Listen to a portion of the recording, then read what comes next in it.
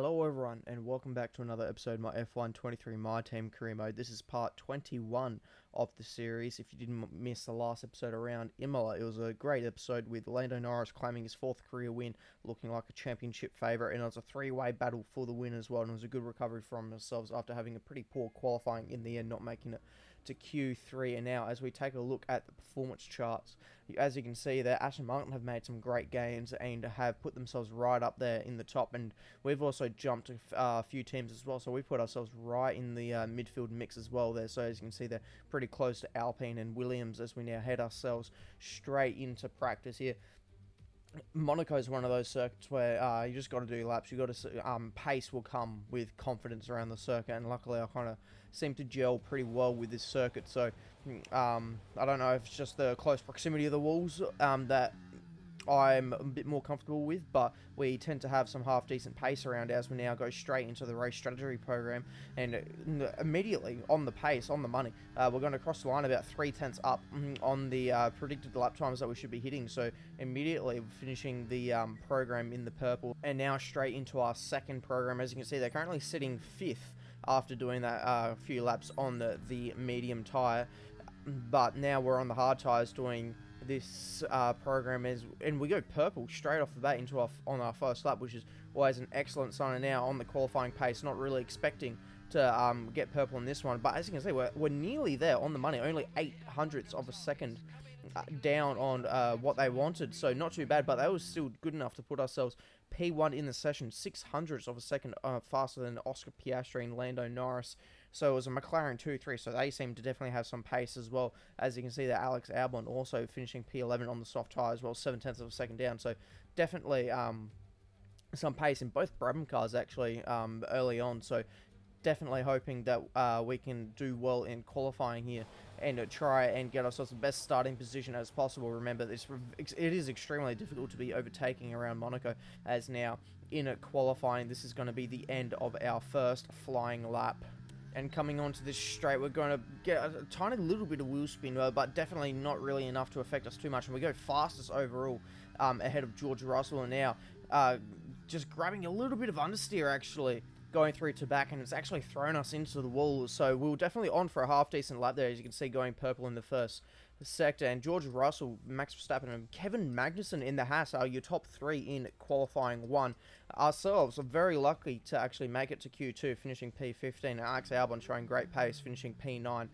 As we now head into Q2, and this is going to be the end of our first flying lap. We've got one of the McLarens tucked up right behind us as George Russell sets the pace early on in this session. He'll nearly hit Max Verstappen as he comes out of the pit lane, trying to shorten that main straight run, and that actually puts us P5 in the end. So wasn't a fantastic lap as Lando Norris now does go fastest. We have to squeeze our way past Kevin Magnussen in the Haas, and we're going to clip the inside wall going through Casino, and that's going to throw us into the outside wall. So definitely not what we were after in this qualifying session, as we now take a look at the replay.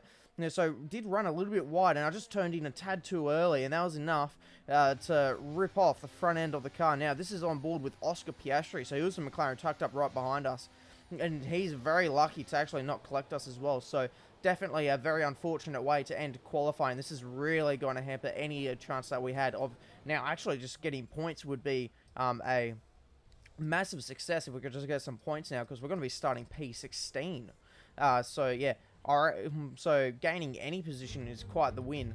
Formula One returns to Monte Carlo once again today, home to the world-famous Monte Carlo Casino that first opened in 1863. And of course, a certain road race first held in 1929. There's no greater an occasion, no more valuable a win than the Monaco Grand Prix. The prestigious Circuit de Monaco, then, is not all that dissimilar today to the layout that made its debut almost a century ago. It's 2 miles and 19 corners through the streets of Monte Carlo. And although the average lap speed of around 93 miles per hour is the lowest of the season, the tiny margins for error make it the natural habitat of the safety car. Before we begin, let's take a quick look at the grid lineup for today's race. Lando Norris will lead us away from pole position, and Oscar Piastri completes the front row. As we continue through the rest of the grid today, we have Hamilton, Russell, Sainz, Leclerc, Perez, Verstappen, Ocon, Hulkenberg, Liam Lawson, Magnussen, Gasly, Albon, Bottas, the Rainmaster, Stroll, Sargent, De Vries, Iwasa, Joe, and Yuki Tsunoda. It's almost time for the lights to go out, so let's head down to the track where preparations are underway. Anthony Davidson joins me once again in the commentary box. Ant, it's fantastic to have you with us here, but I'm curious, as a man with experience out on the track, how do you stop those pre-race nerves from becoming overwhelming when you're lining up on the grid? Well, I imagine they'll be starting to feel the adrenaline as they anticipate the rundown into turn one, a bit like preparing to go into battle. The unknown situation will bring nerves, but that's a good thing. It will keep them focused on the moment and on their surroundings as we build towards the start of the Grand Prix. All right, strategy time. We're going to go for the default strategy, the medium to the hard. I reckon that's going to be the safest option to go. I was kind of thinking of trying to throw in a soft tyre somewhere because we didn't use many soft tyres in qualifying since we didn't actually make it to the end. So that was very tempting, but in the end decided to go for a safe bet because if we go for the medium tyre, then if there's any chance of a early safety car, then we're not really hurting ourselves at all. I feel like we were taking a bit of a risk if we started onto the soft tyre. If there was a later safety car, we would have been trying to extend that soft tyre. So I reckon the medium tyre is definitely going to be the smartest way to go. Hard tyre probably wouldn't want to be trying that this far back. Last season it worked well, extending that opening stint. But as now, we count down the lights. It's 4 red lights, 5 red lights. They're holding them for quite a while, but they're finally out. And we're away for the Monaco Grand Prix. Pierre Gasly gets an absolute shocking start. So we're going to go around the outside of him and Valtteri Bottas. And there's a tiny little gap there next to our teammate. So we're going to actually take it and try and go around the outside of our teammate as well. As you can see ahead, everyone's already trying to go single file just to save themselves any chance of contact. But Alex is actually going to try and keep it around the outside of us as we go through Massenet. And going down the hill, this is definitely going to be an overtaking opportunity. We try to get both Haas cars at the same time and successfully do actually, but Liam Lawson's going to keep it there. We've actually been blocked in a little bit by Nico Hulkenberg, and so now Liam Lawson's going to send it back up the inside, but he squeezes us at the Grand Hotel hairpin. And that's allowed Magnussen back through as well. So we made both positions on the Haas's, and within a couple of corners we lost both positions on the Haas's as well. So as we can see here, the top three is currently Lando Norris, George Russell, and Oscar Piastri. So Mercedes essentially 1, 2, 3 with those Mercedes and power units in the back of those McLarens. As there you see, Lawson actually probably got a little bit of damage from that as he pulls into the pits. And now we're trying to get past Kevin Magnussen once again. We're going to send it down the inside at turn 5 to really try and start making our way through the field. We're already up to P11, so I was just thinking points would be something wicked to get. As now, this is Sergio Perez. He's going through a current green flag section, and now Max Verstappen's run wide, which has allowed Ocon back through, and now they're going through a yellow flag section. So it makes me think that Max Verstappen's got a bit of an issue, as there he goes. He's pulling off to the side. Now we're going to be overtaking him, and within 6 laps, and going on to lap 7, we are already in the points. So we've had an absolute cracker of a start, actually, to be able to get ourselves up 6 positions already. As now we're going to continue on, and now it finally clarifies that Max Verstappen is out of the race, and it's a very late call, actually. The virtual safety car has come out, so I wonder if he's maybe parked in a bit of an awkward spot. And this is a replay of why the virtual safety car is out. It's actually Valtteri Bottas making contact with him. And while the field is currently neutralized, we're going to do a quick order check here. So it's Lando Norris leading the way from George Russell and Oscar Piastri, which is your podium as it stands on lap 7. Lewis Hamilton, and then the 2 Ferraris of Sainz and Leclerc, then Sergio Perez, Ocon, Nico Hulkenberg, and ourselves already in the top 10. So fantastic start from us. Kevin Magnussen, Alex Albon, our teammates in P12 at the moment. Pierre Gasly, Stroll, Bottas. He's going to be having to come into the pits, as you can see there. He is currently missing his entire front wing, so he definitely has to be coming in at the end of this lap to repair that. Then the 2 Williams of Iwasa and Sargent. And then it's the 2 AlphaTauris of De Vries and Tsunoda. Then Joe Lawson and Max Verstappen is our only DNFer so far. As now, the VSC is actually ending. So now we're going to be after Nico Hulkenberg and try and see if we can't get by him. So definitely our car, I reckon, should be able, especially around here, should be able to catch up to the Aston Martin pretty quickly, even though they are a higher rated vehicle than us at the moment. As Mark is actually coming over the radio to tell us that our DRS has failed. So thankfully, unlike Australia, it's actually failed while it's closed, so I don't have to worry about trying to navigate our way around this circuit with an open DRS. As now, on the mini-map there, you'll see that is one of the Saubers going into the wall at the exit of the swimming pool chicane. So something's definitely happened there. So now we're on board with Joe, and he's hit the wall. He's lost the rear and hit the wall. So a very odd mistake there from the AI. But now that is within the first 10 laps. Both Saubers running into issues. And as you can see there, we've actually just asked Mark what our pit strategy is. And we're 10 laps early. But I reckon around here, we can definitely extend a hard tie by 10 laps. So we're going to pull into the pit lane under this safety car thanks to Zhou Guanyu. And you can see though, Sergio Perez is also probably on the same strategy as us. He's pit for the hard tyres as well. So I would imagine that he's going to be staying out for the rest of the race. So Sergio Perez is definitely someone that we should be trying to aim for to get by. So I reckon that's where our race is with, and we're going to drop down all the way to P18 and nearly lose it on the pit exit. So these hard tyres are definitely nice and cold. As now going on to the next lap behind the safety car. Now Lando Norris is coming into the pits after leading the race, and that is the other McLaren, Oscar Piastri as well. So McLaren definitely going to be having to double stack here.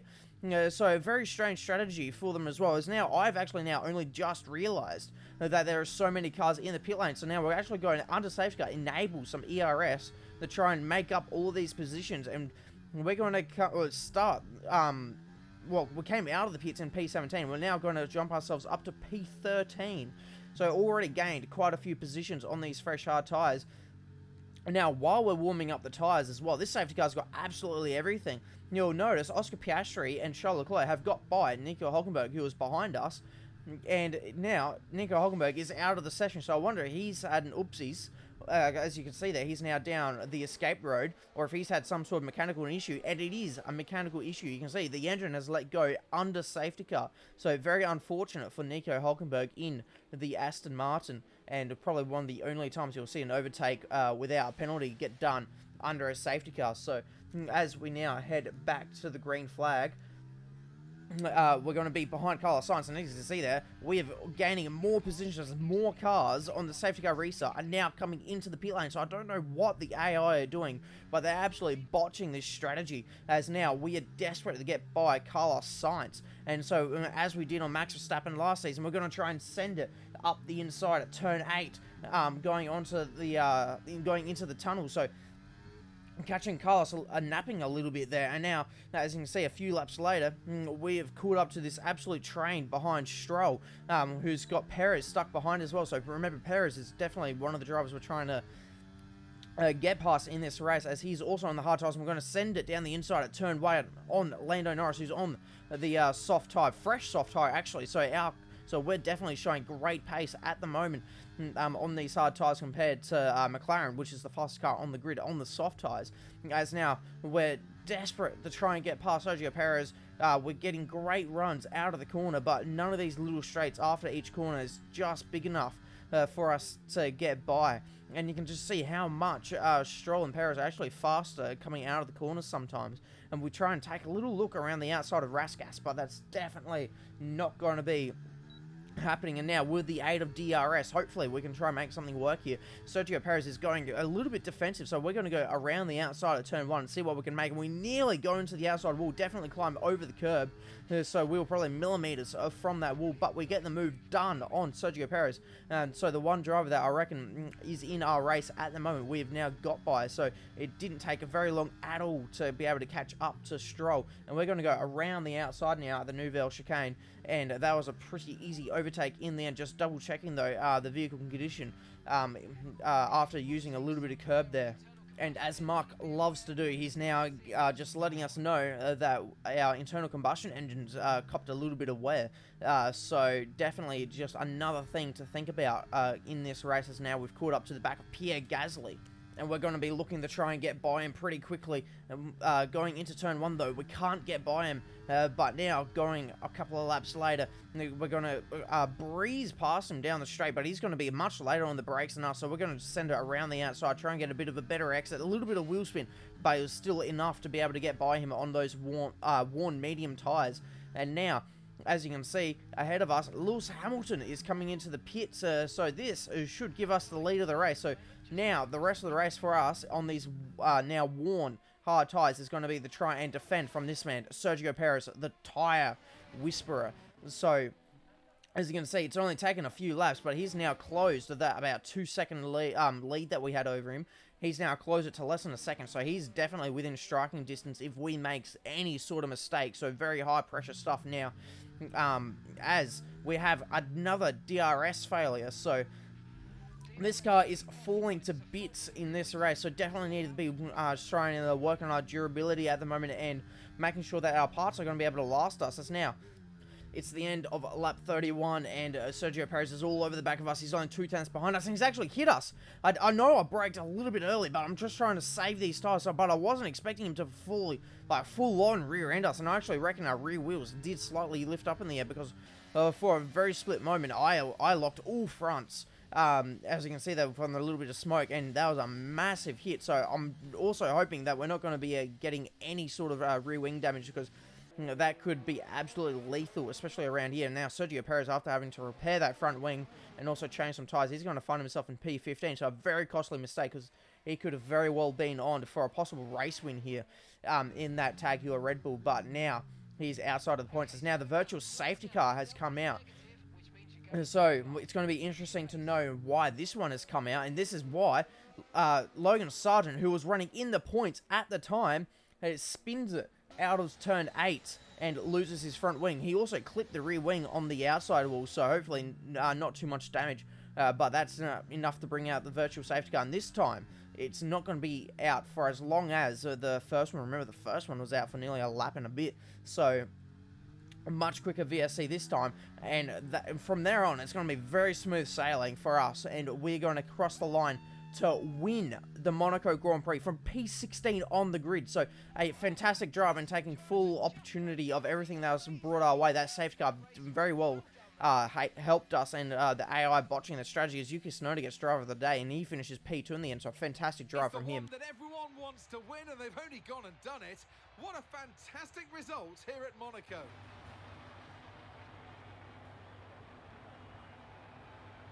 Anthony Davidson, what helped them deliver this result, do you think? I think the key here was just the quality of the racecraft, you know?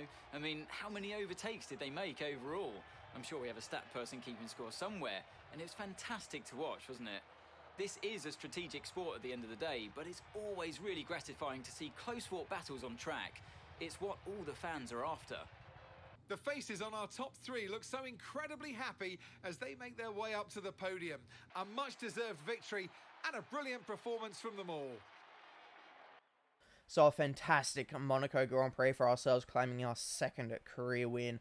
That was Yuki Tsunoda's first Formula 1 podium as well, so very cool to see the AlphaTauri up on the podium as in a very chaotic Monaco Grand Prix in the end, with all of the different pit strategies, which saw plenty of different names inside the top 10. Which proved to bring out the very interesting top 10 indeed. So as we celebrate our podium, we're now going to start and heading towards the rest of the results. So the rest of the top 10 follows as Nick De Vries manages to get into the top 4. So both AlphaTauris inside the top 4. Esteban Ocon in P5. Iwasa in the Williams manages to finish P6. Magnussen 7th. Lewis Hamilton dropped all the way to 8th after briefly leading the race and starting P3, so definitely a disappointing race for himself. Gasly and Stroll round out the top 10, so both Alpines also inside the top 10. Lando Norris, the championship leader, not scoring any points. Sergio Perez and Charles Leclerc, two other drivers also in the championship hunt, not able to really do anything at the moment. As we now take a look at the championship standings, Lando Norris's lead over Charles Leclerc and George Russell, who are currently tied on points, is 23 points. And ourselves, we moved up a couple of positions ourselves, and now McLaren are leading by 26 points, and Brabham Meguiars, we have now jumped Alpine, and we now trail Aston Martin by only a single point, so we could definitely be going for P5 5 here in the championship. As now we go to the aerodynamics, and we're going to be upgrading the build time to try and pump out these upgrades much quicker, and then we're also going to be upgrading the DRS maximum slot gap to try and improve our straight line speed during the DRS period. And now as we advance the time, you can see that we finally finished some of those HQ upgrades, and they're definitely going to be coming in very handy as we try to, I reckon we're going to be pushing massive developments on this car. I reckon there's a sniff of trying to be able to get some more points on the board, definitely, and push ourselves further up the tally. And hopefully Alex Albon can start scoring some points as well. He's yet to score a point for Brabham, so definitely wanting him to start scoring some points for us. So that will be all for this episode. If you did enjoy the episode, please make sure to like and subscribe. Definitely means a lot, and I'll see you for the next episode around Spain. See ya.